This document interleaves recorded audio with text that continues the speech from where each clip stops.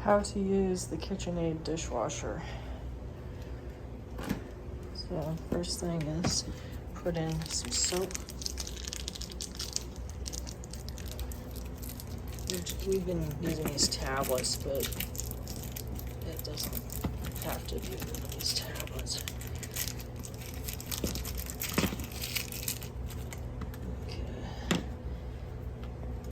Close that. You can add rinse aid if you want.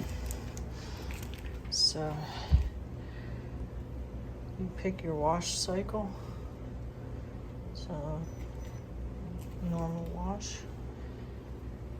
And then you hit start and then close it.